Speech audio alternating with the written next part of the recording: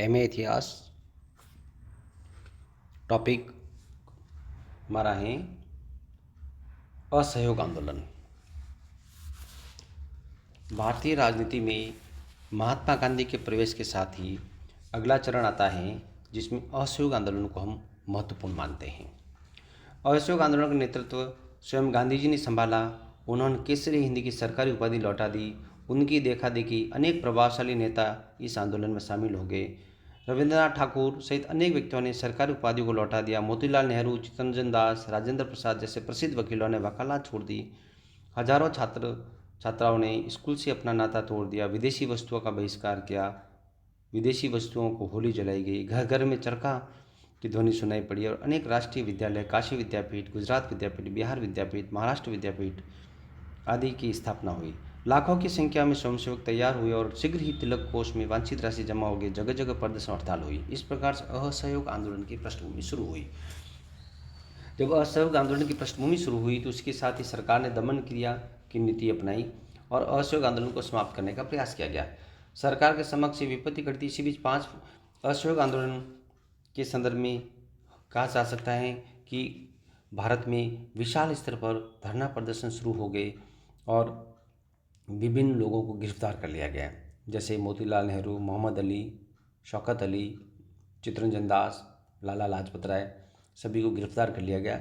Jail तीर्थ यात्रा का एक पवित्र स्थल बन गई थी। लोग स्वेच्छा से गिरफ्तारी होने लगे। इतने व्यक्ति गिरफ्तार किए गए कि जेलों में कैदियों को रखने के लिए स्थान नहीं बचा।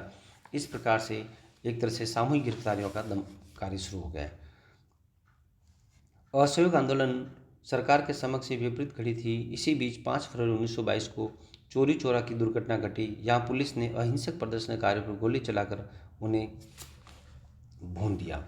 जब उनकी गोलियां समाप्त हो गई तो सिपाही भागकर थाने में जा छुपे। उग्र प्रदर्शनकारियों ने थाने में आग लगा दी। इस दुर्घटना में अनेक पुलिसकर्मी जल मरे। गांधी जी को इस हिंसात्मक घटना से अत्यंत दुख हुआ। उन्होंने तत्काल असहयोग आंदोलन बंद कर दिया और इसके निर्णय से सर्वत्र निराश और क्षोभ व्याप्त हो गया। सुभाष चंद्र बोस ने कहा कि यह राष्ट्र के लिए दुर्भाग्य के अलावा कुछ भी नहीं था। जवाहरलाल नेहरू, लाला लाजपत राय, मोतीलाल नेहरू, चित्तरंजन दास सभी इस घटना से स्तब्ध रह गए। गांधी पर आरोप लगाया गया कि इस आंदोलन को बुजुर्गा वर्ग और जमींदार सामंत वर्ग के विशुद्ध वर्ग स्वार्थों के लिए बंद कर दिया गया। इन वर्गों के स्वार्थ के लिए देश के व्यापक स्वार्थ की बलि दे दी गई।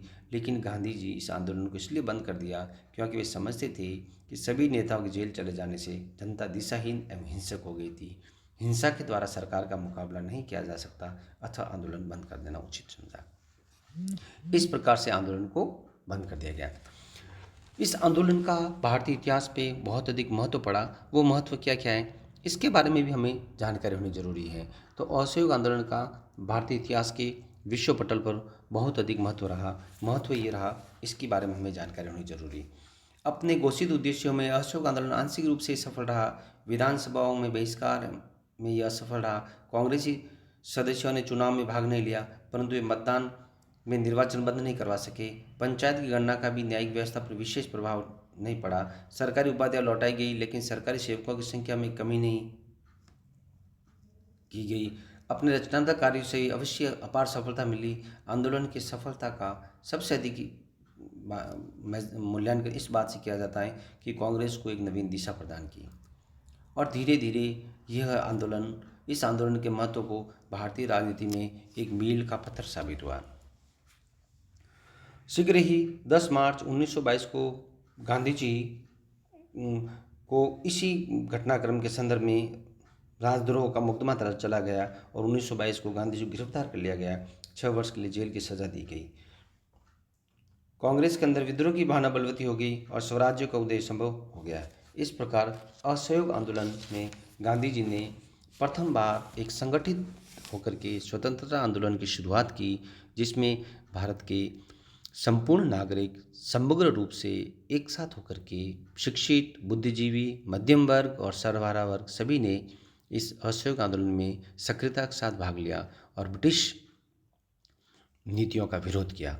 यह ऐसा माना जाता है कि स्वतंत्रता संग्राम का एक पहला व्यवस्थित और संगठित आंदोलन था जिसने ब्रिटिश सरकार को हिला के रख दिया। और इसी के परिणामस्वरूप आगे आने वाले समय में ब्रिटिश सरकार को भारतीयों के प्रति जो भी निर्णय करना था उनको उनके विचार करने के लिए बाध्य किया गया। धन्यवाद।